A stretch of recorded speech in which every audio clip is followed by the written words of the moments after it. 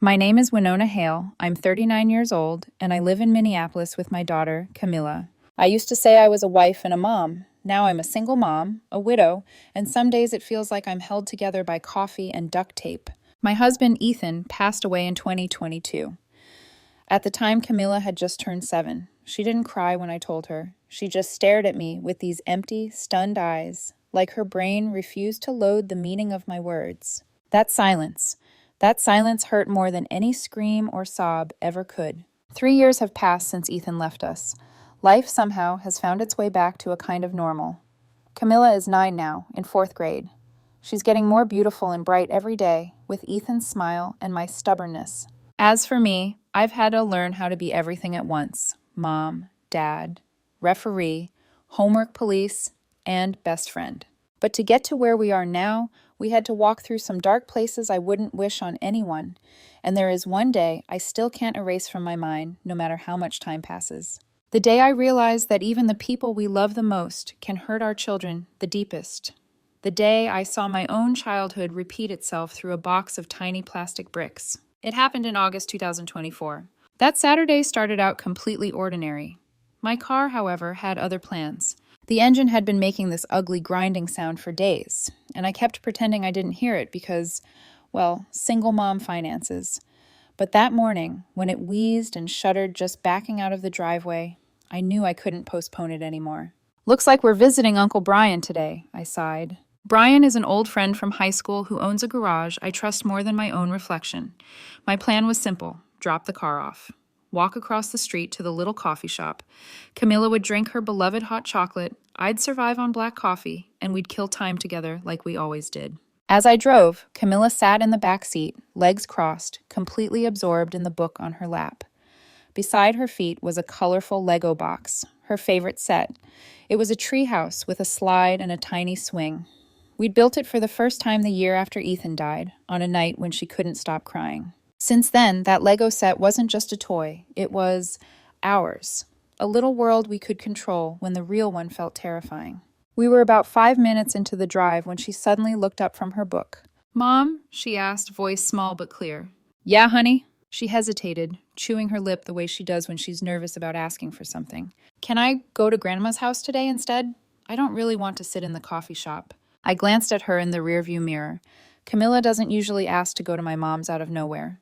Our visits used to be a weekly thing back when Ethan was alive. Sunday lunches, loud laughs, too much food. But after he died, everything changed. I was exhausted all the time, balancing grief, work, and motherhood. I visited less and less. Some of it was logistics. Some of it was me quietly pulling away from old wounds I never really looked at. "You sure?" I asked. "I thought you liked your hot chocolate ritual." Camilla hugged the Lego box to her chest and nodded eagerly. "I miss Grandma," she said. "And Stella. Can I please go? Just today?" Stella is my sister Vanessa's daughter, same age as Camilla, loud and radiant, and used to being the center of attention. Looking at my daughter's hopeful eyes in the mirror, I couldn't say no. "Okay," I sighed, but in the soft way that means yes. "Let me call Grandma first." I put the call on speaker. After 3 rings, my mom answered, her voice bright like the sun she always pretended to be. "Winona, what's up?" "Hi, Mom." Camilla was wondering if she could come over for a few hours while I get the car checked at Brian's. As soon as Camilla heard Grandma's voice, she leaned forward and yelled, "Hi, Grandma! Can I come play with you today?" I could practically hear my mom smiling through the phone. "Of course, sweetheart. I'm home. Bring her over. I'll take care of her." The call lasted maybe 3 minutes. She confirmed she was free, insisted it was no trouble, told me I worried too much. The usual. After we hung up, I turned the car around and headed toward Mom's house. It's about 15 miles away. Not far, but just long enough for old memories to climb into the car uninvited. I passed the familiar exit we used to take every Sunday when Ethan was still alive, when we were still a complete family. Back then, Mom would brag about her granddaughters, and I'd pretend not to notice how often she praised Stella a little louder. "Stop it," I told myself under my breath. "Today is for Camilla. Don't ruin this." 20 minutes later, I parked in front of the small, neat house I grew up in. The same cracked front step, the same faded wind chime tinkling out of tune. I rang the doorbell twice. A few seconds later, the door opened. Mom stood there with her familiar smile, gray hair pinned back, apron already on like she was halfway through cooking something. But it wasn't her that surprised me. It was the blur of movement behind her. "Camilla!" a voice shrieked. Stella barreled into view, ponytail swinging, already bouncing with excitement. She was holding some sparkly doll in one hand, cheeks flushed like she'd been running around the house all morning. Without waiting for my question, Mom said lightly, "Vanessa dropped Stella off early. She and her husband had a big client meeting. Real estate, weekend appointments. Classic Vanessa." Camilla's face lit up. She clutched her Lego box and rushed into the house, already laughing with Stella. Watching my daughter so happy, a knot in my chest loosened. Maybe this wasn't such a bad idea after all. I crouched down to Camilla's height and gently caught her arm before she disappeared inside. "Hey," I said softly, "if anything happens, you call me right away, okay? On your watch." She nodded, serious, and tapped the little smartwatch on her wrist. "I remember, Mom." Mom patted my shoulder like I was being dramatic. "Relax, Winona. She's with me. Go fix your car." I forced a smile. "Yeah, okay, thanks, Mom." I kissed Camilla's forehead, inhaling the faint smell of her shampoo, then turned and walked back to the car. As I drove away, I caught a glimpse in the rearview mirror, Camilla at the window, waving both hands, grinning. That image still lives in my mind like a cruel before and after line, because I had no idea that leaving her there that morning would lead to one of the biggest regrets of my life. Brian confirmed what I already suspected. The fuel pump was dying. Replacing it would take 4 to 5 hours. I agreed, signed the papers, and trudged across the street to the coffee shop, alone this time. Around 11, almost 3 hours after I'd dropped Camilla off, my phone buzzed on the table. I glanced at the screen. Incoming call. "Camilla, watch." I answered immediately. "Hey, honey." All I heard was sobbing. Not the sniffly, I lost a crayon crying. The broken, gasping kind that shreds a mother's nerves. "Mom," she choked out between sobs. "Please come get me. I don't want to stay with Grandma anymore." My heart dropped straight through the floor. "Camilla, baby, calm down. What happened?" I pressed the phone tighter to my ear, straining to hear past her tears. She hiccuped, tried to slow her breathing, then started talking in jagged little sentences. It began with the Legos, of course. She'd brought the treehouse set to Grandma's. At first, everything was perfect. She and Stella built together, laughing, arguing in that harmless cousin way. They'd almost finished when the problem started. Stella wanted the set, not for the day, not to borrow. "To keep," Camilla said, voice trembling. "She told me to give it to her." I could see it clearly. Stella's pout, her crossed arms, the entitled way she's been allowed to want things her whole life. "What did you say?" I asked. "I told her no," Camilla whispered. "I said it was from you, and I wanted to keep it. She already has lots of toys. This one is mine." You have no idea how proud I was of her in that moment. She wasn't being selfish. She was drawing a boundary, protecting something precious. Then the story took a turn. Stella burst into tears, the dramatic, loud kind that carries down a hallway, and ran to find Grandma. A few minutes later, my mother appeared, and she didn't come to help. "Grandma was mad," Camilla sobbed into the phone. "She told me sisters have to share. She said good girls don't say no to family. She told me to give the Legos to Stella." My grip tightened around the cup in my hand. "What did you do then?" "I said no again," Camilla whispered. "I told her I didn't want to, that it was my birthday present. She got really angry." There was a pause. I heard her swallow. "Mom," Grandma took the Lego box, went outside, and threw it all in the trash can. For a second, everything around me, coffee shop noise, clinking cups, soft music, just disappeared. I could only hear my daughter's broken voice. "I begged her, Mom. I told her not to. I told her it was from you. She wouldn't listen. She said if I didn't want to share, then I didn't deserve it at all. She threw away everything." My vision blurred. Anger, white-hot and blinding, roared through my chest. My own mother, the woman I trusted with my child, repeating the exact cruelty I'd spent my whole life trying to forget. I forced my voice to steady, swallowing my rage so I wouldn't scare Camilla further. "Listen to me, baby," I said slowly. "I'm coming right now. I'm on my way. Go sit somewhere you feel safe and wait for me, okay?" "Please come fast," she cried. "I'm scared." "I will," I promised. "I'm leaving this second." I hung up, nearly knocking over my coffee as I bolted out of the shop. I sprinted back to Brian's garage. My car was still on the lift, guts exposed, metal hanging like ribs. "Brian," I called, probably louder than necessary. He came out from under another car, wiping his hands. "What's wrong?"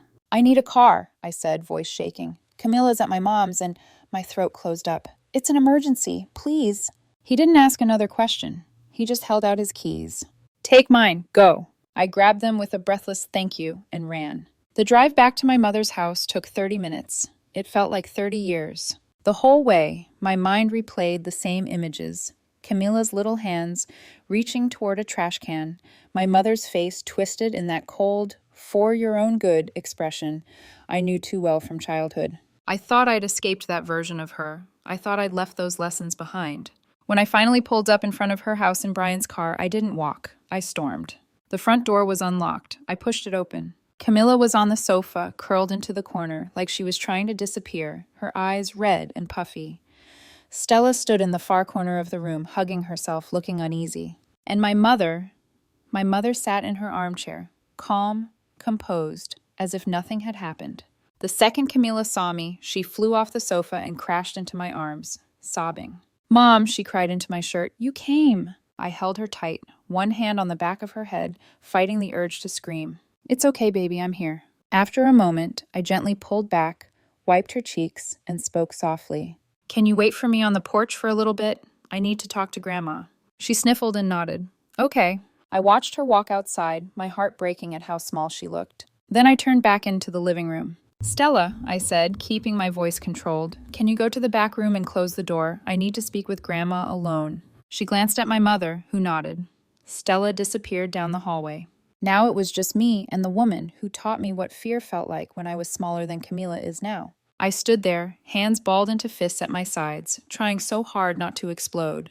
"Can you explain," I began, my voice cold, "why you threw Camilla's toys in the trash?" Mom looked up at me, expression annoyed.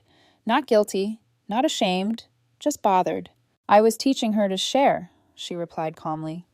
"Sisters in the house should know how to give and take with each other. You're overreacting." Something in me snapped. "Teaching?" I hissed. "You call forcing a child to give away her birthday present to someone else teaching? You call throwing it into the trash a lesson?"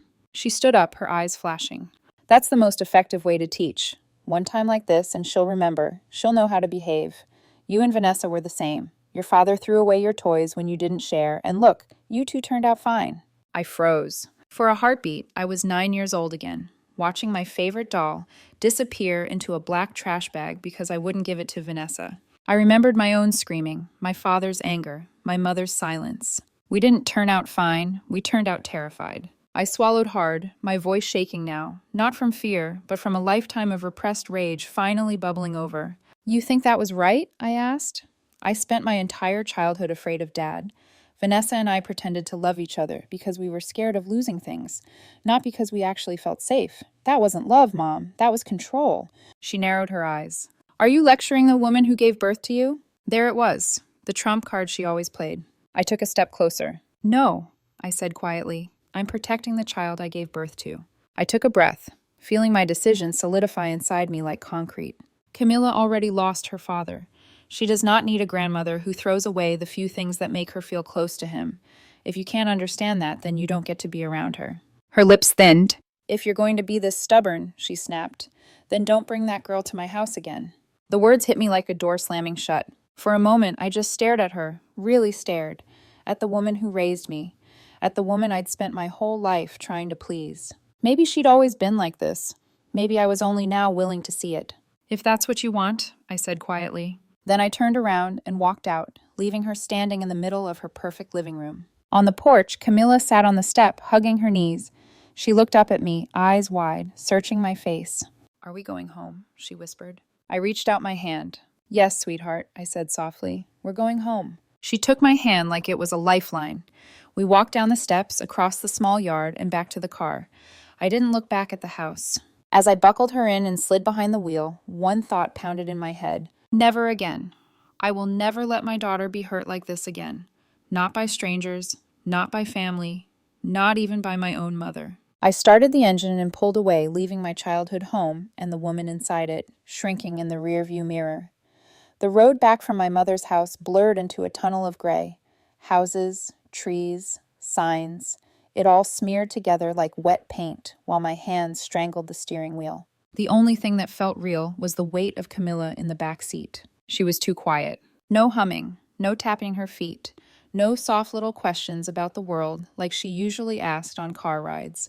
Just silence. I stopped at a red light and glanced at her in the rearview mirror. She was staring out the window, cheeks streaked with dried tears, fingers twisting the hem of her shirt. Her wrist, where her smartwatch sat, looked so small. "Sweetheart," I said gently. She flinched like I'd startled her, then quickly shook her head as if waking from a bad dream. "Yeah, Mom?" There it was again, guilt, heavy in her voice, like she was about to confess to a crime. I pulled into the first quiet parking lot I saw, the one near a strip of stores, and a little toy shop we'd walked past a dozen times. I turned off the engine, but didn't move. For a moment, the only sound was the ticking of the cooling car. Then I unbuckled my seatbelt, opened my door, and walked around to the back. I opened her door and slid onto the seat beside her. Up close, she looked even smaller, curled into herself, eyes glassy and distant. "Camilla," I said softly, "look at me." She lifted her eyes to mine, and that was when she broke. "I'm sorry," she blurted, her voice cracking. My heart stopped. "For what?" I asked, stunned. She sniffled, fresh tears gathering. "Because you and Grandma fought because of me," she whispered. "If I didn't ask to go to her house, if I just went to the coffee shop like normal, you wouldn't be mad. You wouldn't be sad. It's my fault." That was the moment my heart split clean down the middle. She was 9. 9. She'd already lost her father, and now she was taking responsibility for being mistreated by the one adult I'd promised myself she could trust. I took her hands into mine. "Camilla, listen to me," I said, my voice sharp with urgency. "You did nothing wrong. Do you hear me?" Her lip trembled. "But I—" "No," I cut in, more firmly. "No. You asked to see your grandma. That's normal. That's good. Wanting to see family is not something to feel guilty about. What happened back there? That was between Grandma and me. That was about how she chose to treat you. That's not on you." She searched my face like she didn't quite dare to believe it. "Really?" she whispered. I nodded, feeling the sting of my own tears now. "Really? You were brave today. You said no when someone tried to take something that was special to you. That's not bad behavior. That's healthy. I am proud of you. Do you understand?" A tiny sound escaped her throat, half sob, half relief. "You're not mad at me?" "I could never be mad at you for protecting something you love," I said. "If anything, I'm mad at myself for not protecting you enough." She blinked slowly, like that thought had never occurred to her, that grown-ups could be wrong, could feel guilty too. Then she launched herself into my arms, hugging me so tight it almost hurt. I hugged her back, closing my eyes, breathing in the warm, familiar smell of her hair. Her small body trembled, then slowly relaxed against me. "I love you, Mom," she murmured into my shoulder. "I love you more," I replied, "more than anything." We sat like that for a long, quiet minute in the parked car, just mother and daughter, trying to glue ourselves back together. When her breathing finally evened out, I pulled back, wiping her cheeks with my thumbs. "How about," I said, forcing a lighter tone into my voice, "we don't go home just yet?" She sniffled. "Where then?" I glanced out the window toward the strip of shops. One storefront caught my eye, the toy store with the big, bright display. I nodded toward it. "There," I said, "come on. Today I'm buying you a new Lego set." Her eyes widened. "Really?" "Really," I said. "Your old set shouldn't have been thrown away. And I can't unthrow it, but I can give you something new. Not to replace it," I added quickly, "but to remind you that no one gets to decide what you deserve except you, and maybe your mom." A tiny smile tugged at the corner of her mouth. "Okay," she whispered. We climbed out of the car and walked hand in hand toward the toy store. The second we stepped inside, the smell of cardboard and plastic wrapped around us. Bright boxes lined the shelves. Every color in the world seemed packed into this tiny space. Camilla's eyes went straight to the Lego section, like a magnet. She moved slowly along the shelves, reading every box, her fingers trailing over the artwork. For a moment, the sadness in her face faded, replaced by awe. "Take your time," I told her. "We're not in a hurry." Honestly, I needed the time too. Each minute standing there let some of the anger drain out of my system, replacing it with something clearer, sharper, a decision. Finally, she stopped in front of a familiar-looking set, a treehouse, but bigger than the old one. More pieces, more detail. The swing was still there, but now there was also a little rope bridge, a lookout deck, and 3 minifigures with different hair and skin tones. She picked it up the box with both hands, hugging it carefully. "This one," she said. "I think this one." I smiled. "Good choice." At the checkout, the clerk scanned the set and announced the price. My heart twitched. The number was a bit higher than I'd planned to spend, but I didn't hesitate. The truth was, I wasn't just buying a toy. I was buying a promise to my daughter and a boundary with my mother, all wrapped in cardboard and shrink wrap. When we walked back out into the parking lot, Camilla hugged the box to her chest like it was the most precious thing on earth. "Thank you, Mom," she said, her voice soft but sure. "You're welcome, baby," I replied. "You deserve it." We still had a few hours left before my car would be ready, so we crossed the street to the little coffee shop next to Brian's garage. It felt strange being there without my car in the parking lot, like the scene was missing a character. Inside, I ordered my usual black coffee and a hot chocolate for Camilla, extra marshmallows.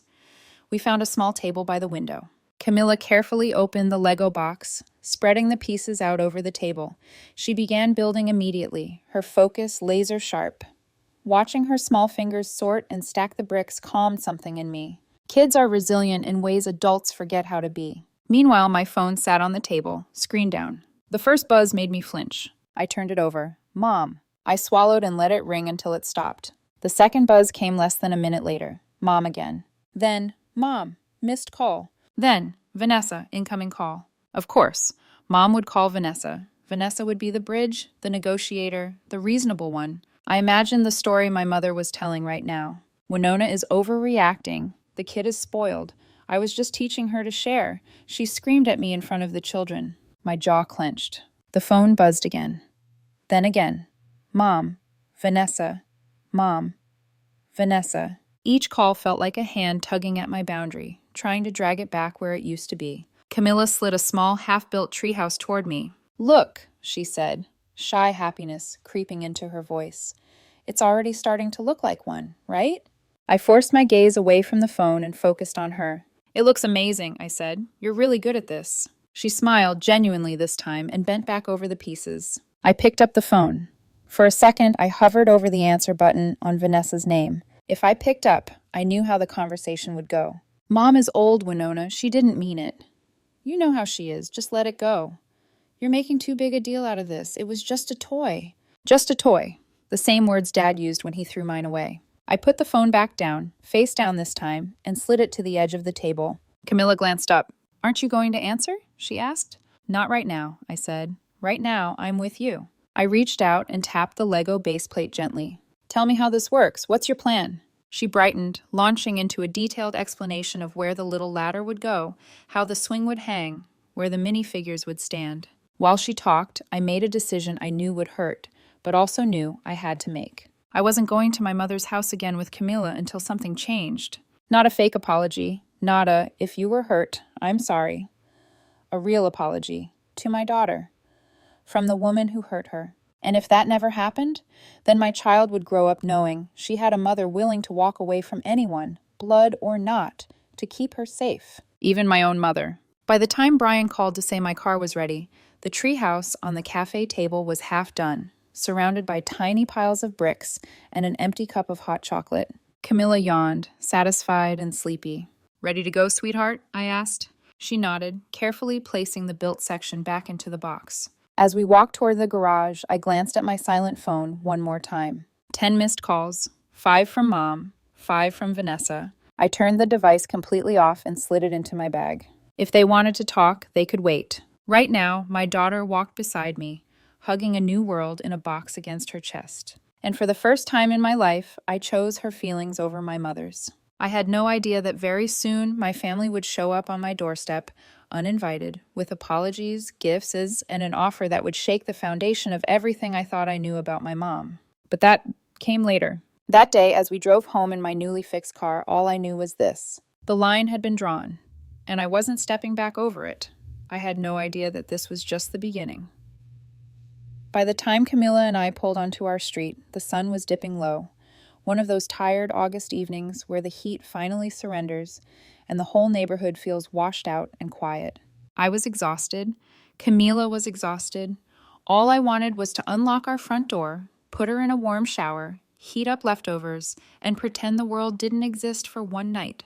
But the world didn't care what I wanted, because the moment my headlights swept across my driveway, I slammed the brakes a little too hard. There, parked crookedly in front of my house, was my sister's silver Honda. And sitting on my front steps, arms folded, face drawn tight, was Vanessa. Next to her, looking smaller than usual, sat Stella, her daughter. On the ground beside Stella were 2 brand new, unopened Lego boxes, still wrapped in crisp plastic. I felt Camilla's small inhale from the back seat. Her shoulders tensed. My stomach dropped. Of all the people I had the least emotional energy for right now, it was my sister. Vanessa, with her perfect eyeliner, her never wrong attitude, her habit of siding with Mom in every argument, no matter how unreasonable. And now she was on my porch waiting. I exhaled once, long and slow. "Stay with me," I murmured to Camilla as we stepped out of the car. She held onto the new treehouse Lego box like it was a life raft. We walked toward the porch. Halfway there, Vanessa stood up. Her face wasn't angry, it wasn't smug. To my complete shock, she actually looked nervous. I stopped one step from her. "What's going on?" I asked, my voice flat, guarded. Vanessa swallowed, glanced at Stella, and said quietly, "Can we go inside and talk?" The old me, the one trained by a childhood full of guilt and appeasement, would have said yes immediately. The current me, who had just wiped tears off her daughter's face an hour ago, hesitated.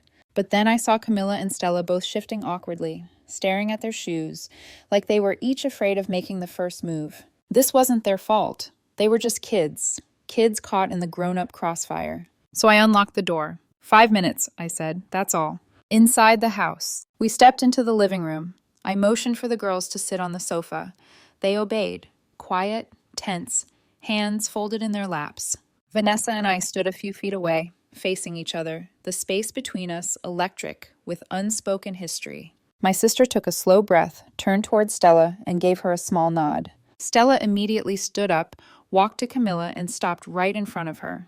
Her voice was tiny, much smaller than the confident, bubbly girl she usually was.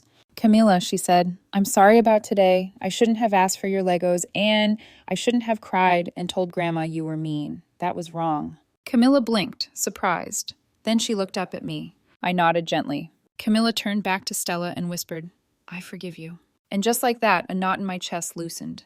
The girls weren't the problem. They never were. It was the adults who kept turning small misunderstandings into emotional shrapnel. Stella sat back down, relief washing across her face. Then Vanessa stepped closer to me. When she spoke, her voice, usually sharp, always confident, was unusually soft. "I'm sorry too," she said. I froze. "What?" She swallowed. "About today, about the toys. Stella was wrong. I didn't teach her properly, and I should have talked to Mom sooner." I stared at her. In nearly 40 years, my sister had never, not once, openly admitted fault. Ever. The shock must have shown on my face because she gave a small, bitter laugh. "Yeah," she whispered. "I know you don't believe it. I wouldn't either." I crossed my arms, cautious.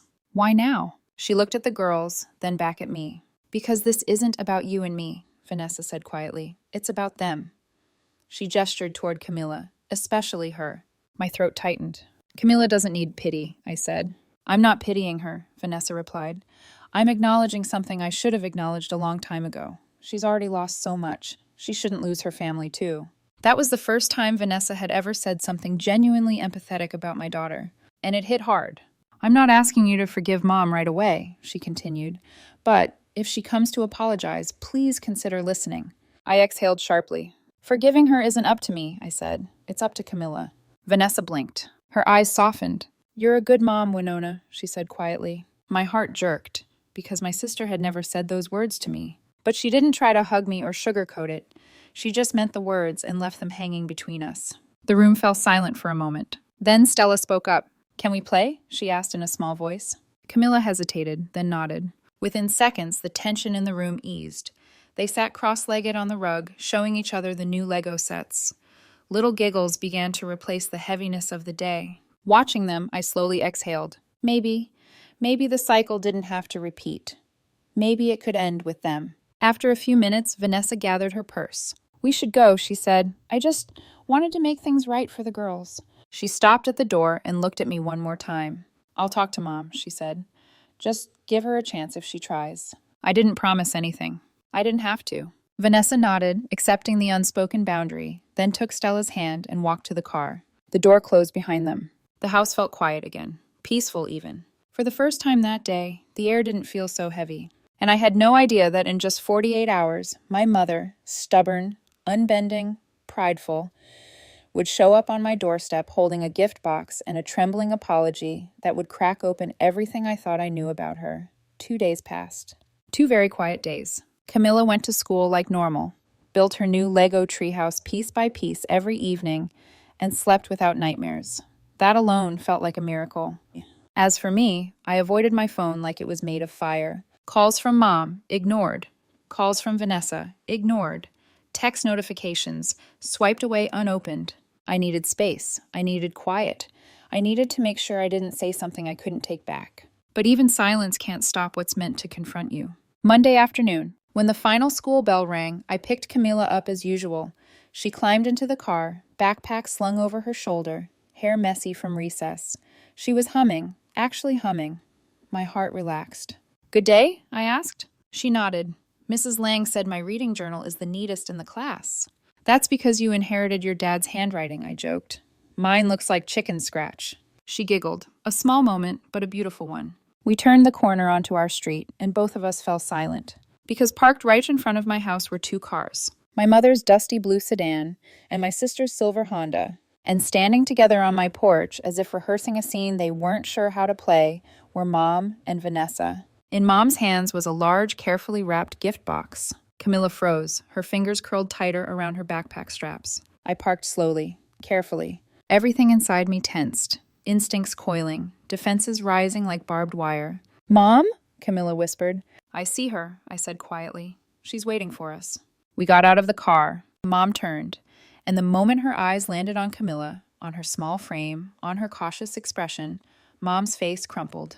Not dramatically, not theatrically, but genuinely. Something in her expression broke down like a wall falling apart. She wasn't wearing makeup. Her hair, normally pinned neat, was messy. Her eyes were red-rimmed, as if she hadn't slept much, or at all. Vanessa stood beside her, hands clasped, looking strangely solemn. Camila squeezed my hand, and I squeezed back. We walked toward the porch in slow, careful steps. I stopped 3 paces away. Mom's voice, when it finally came, wasn't her usual stern, self-assured tone. It was small, wavering. "Winona, Camila, thank you for coming home." I didn't respond. Instead, I bent down to Camila's level. Her eyes darted between me and Grandma, unsure, afraid of doing the wrong thing. I smoothed a strand of hair behind her ear. "Sweetheart," I whispered gently, "do you want to let Grandma inside?" Her eyes widened. "You're asking me," she said softly. "Yes," I said, "you, not me. This decision is yours." She looked at Grandma, then at the gift box, then back at me. Her lips pressed together. For a few seconds, she didn't say anything. Then she nodded. I want to try," she whispered. My chest tightened. My daughter, my brave little girl, chose compassion even after being hurt. I stood, unlocked the door, and stepped aside for everyone to enter. The living room. Camila stood near the sofa. Mom approached slowly, like she was approaching something fragile. Gently, almost reverently, she set the gift box on the coffee table. "It's for you," she told Camila softly. "But the gift isn't what matters. What matters is what I need to say." Her voice cracked. She actually knelt, down in front of my daughter. My breath caught. I'd never seen my mother kneel for anything, not even during her deepest moments of grief after my father died. But now, she lowered herself completely, hands trembling on her knees. "Camila," she said, tears rising, "I'm sorry." The room fell utterly silent. "I'm so sorry," she continued, her voice barely above a whisper. "I was wrong. I hurt you. I shouldn't have taken your Legos. I shouldn't have thrown them away. I shouldn't have yelled at you. I shouldn't have forced you to give away something you love." Her voice broke into a quiet sob. "You didn't deserve that. You did nothing wrong." Vanessa covered her mouth, eyes wet. I stood still, stunned. This wasn't the mother I grew up with. This wasn't the woman who raised me under rules instead of comfort. This wasn't the woman who had always said parents don't apologize to children. This was someone different, someone humbled, someone human. Camila looked at her grandmother, her expression softening, her shoulders relaxing. She spoke quietly, clearly. "I forgive you, Grandma." And my mother, my strong, stubborn mother, broke. Tears streamed down her face as she leaned forward slightly. "Thank you," she whispered. "Thank you, my sweet girl." Camila leaned forward and hugged her. Mom hugged her back, carefully, delicately, like Camila was made of glass. When they finally pulled apart, Camila grabbed the gift box, whispered something about showing Stella her new doll, and darted down the hallway, leaving me, Vanessa, and Mom in the living room. The air shifted. Mom wiped her cheeks with shaking hands, then looked up at me with wet, remorseful eyes. "Winona," she said softly, "I owe you an apology too." I didn't move. She swallowed. "Not just for Saturday, but for everything." My chest tightened. For the years I was harder on you than Vanessa, she whispered. For the pressure, for treating you like you had to be strong because you were the older sister, because you were the resilient one. I told myself I was preparing you for life, but the truth is, she paused. Tears filled her eyes again. The truth is, I hurt you, and I've been carrying that regret for a long time.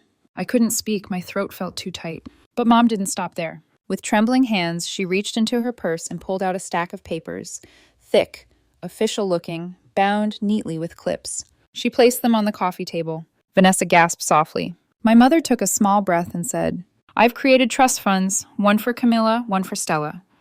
They each have $350,000. These will be held for them until they turn 18. The room went silent. I stared at the papers. Vanessa stared at Mom. Mom stared at the floor. That money, she continued quietly, is from your father's life insurance, and from everything I've saved these last 20 years. I want to give the girls a future, a fair one, equal, without favoritism. My breath shook. This wasn't a bribe. It wasn't hush money. It wasn't a way to make me forget. It was her way of saying, I see what I did wrong. I want to fix it while I still can. And for the first time in my adult life, I saw my mother not as the stern woman who raised me, but as someone flawed, frightened, and trying desperately to make things right before it was too late. The rest of that afternoon felt like the first deep exhale after holding my breath for decades. Mom stayed a while. She talked with Camilla. She listened. She watched. No commands, no criticisms, just presence. Tiny cracks of change, but real. When she left, she hugged Camilla first. Then she looked at me, not expecting forgiveness, not demanding closeness, just hoping. And I realized something. Forgiveness isn't a door you fling open. It's one you unlock slowly, 1 inch at a time. And I was finally ready to turn the key. What came next? The slow rebuilding, the new boundaries, the transformed relationships would take months to unfold.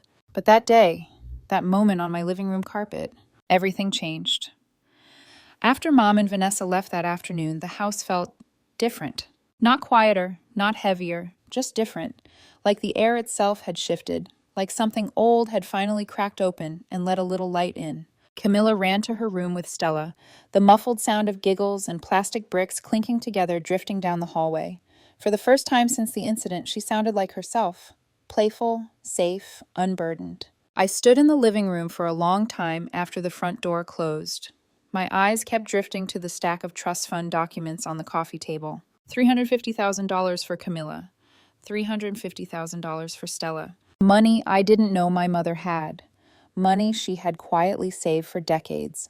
Money she had chosen, deliberately, consciously, to split equally between her granddaughters. It wasn't a band-aid, it wasn't compensation, it was a statement. A promise, a reset, a foundation for something better.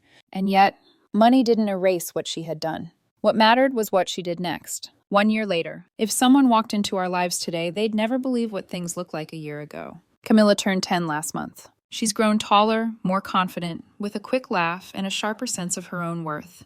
Traits I've fought hard to nurture in her. Whenever she smiles now, I catch flashes of my husband in her eyes. Not painful flashes anymore, just warm ones. Every week or so, there's a quiet knock on our door. Not demanding, not expecting, just gentle. It's always Mom. She brings something small each time, not expensive gifts, just thoughtful ones. A book Camilla mentioned last week. Homemade cookies shaped like stars. A hand-drawn picture frame with a photo of all 4 of us. Me, Camilla, Mom, and even Vanessa, taken during a picnic we actually managed to enjoy without tension. But more important than the gifts is the time. Mom now sits with Camilla on the living room floor, building Lego sets piece by piece. She listens to Camilla's stories about school with real interest. She laughs more. She corrects less. She apologizes when she slips up, a sentence I never imagined I'd say about the woman who raised me. And Camilla, she's blossomed under the gentler version of her grandmother. The trust is rebuilding, not instantly, but slowly, almost cautiously, like a plant testing the sunlight. And between Mom and me, something changed there too. We're not pretending everything is perfect. We're not sugarcoating the past, but we're learning how to talk without hurting, how to disagree without detonating, how to be mother and daughter without slipping back into old patterns. It's not easy. It's not fast. But for the first time in my life, it feels real. What I learned. If this whole nightmare taught me anything, it's this. Forgiveness is not forgetting. Forgiveness is not excusing. Forgiveness is choosing to move forward because the other person showed they truly want to change. Mom was wrong. She hurt my daughter. She hurt me for years, quietly, consistently, without even noticing what it did to my self-worth. But when someone recognizes their mistakes, owns them, and does the hard work to repair what they broke, then sometimes forgiveness becomes the path that leads to healing, not weakness. But here's the important part. I didn't force Camilla to forgive. She chose forgiveness, and so did I. Not on the same day, not at the same pace, not for the same reasons. And that's okay, because forgiveness isn't about the past. It's about the future. Camilla deserved a family that treated her fairly. She deserved a grandmother who understood her pain. She deserved to feel valued, loved, and safe. And now, after so much hurt and rebuilding, she finally has that. The world's opinion. When I shared this story with friends, coworkers, even strangers, the reactions were all over the place. You did the right thing. I would have cut her off forever. Forgiving her too quickly sets a dangerous precedent. Family is family. You handled it perfectly. She should have suffered longer. You're too soft. You're strong for giving her a chance. Everyone has an opinion, but none of them know what it's like to watch your daughter cry because she thinks she caused a fight she had no part in. None of them know what it feels like to hear your own mother echo the punishments you swore you'd never repeat. None of them know what it took for my mom, stubborn, proud, closed off my whole life, to kneel on my carpet and apologize to a little girl whose heart she broke. And none of them know the weight of Camilla's tiny voice saying, "I forgive you, Grandma, so I don't regret my choice." Because the truth is, the only people who understood the situation well enough to make a call were the ones living through it, me and my daughter. And we chose healing. One last thing. If you've made it this far into our story, thank you. Truly, sharing this wasn't easy. Reliving it wasn't easy. But maybe someone out there needs to hear that forgiveness can be possible when it's earned. So now I want to hear from you. Do you think I made the right decision in forgiving my mom, or would you have walked away for good? Let me know in the comments. I'm genuinely curious how others would handle something like this. And if this story meant something to you, or kept you listening, or made you think of your own childhood, please don't forget to subscribe to the channel. Your support means more than you know. Thank you for being here.